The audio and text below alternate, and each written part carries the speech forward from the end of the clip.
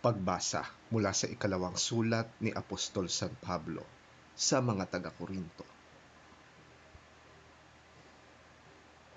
Kung paanong ang Diyos ay tapat, gayon din ang salita ko sa inyo. Ang oo ko ngayon ay mananatiling oo.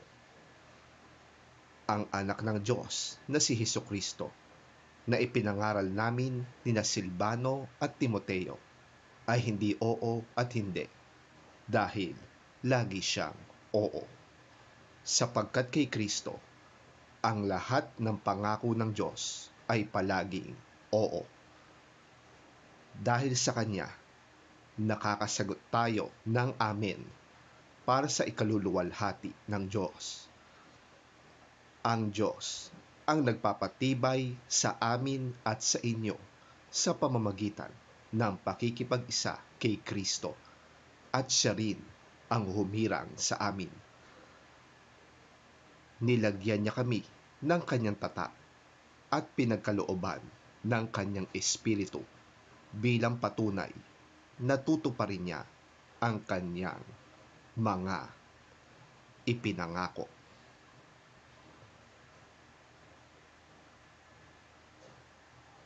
Ang salita ng Diyos. Salamat sa Diyos. Ang mabuting balita ng Panginoon ayon kay San Mateo.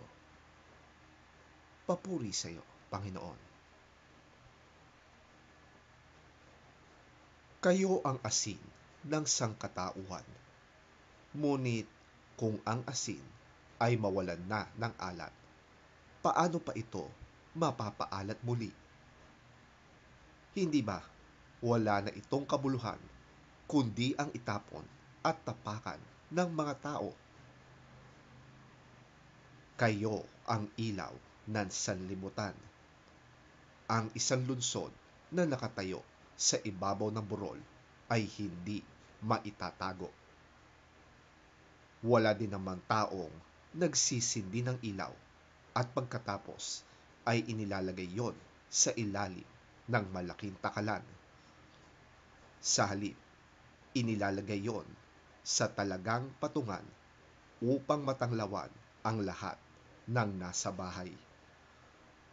Gayon din naman, dapat ninyong paliwanagin ang inyong ilaw sa harap ng mga tao upang makita nila ang inyong mabubuting gawa at papurihan ang inyong Ama na nasa langit.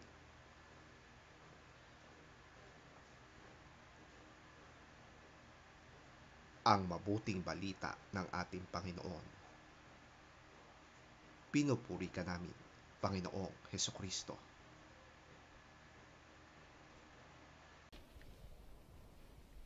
You are the salt of the earth.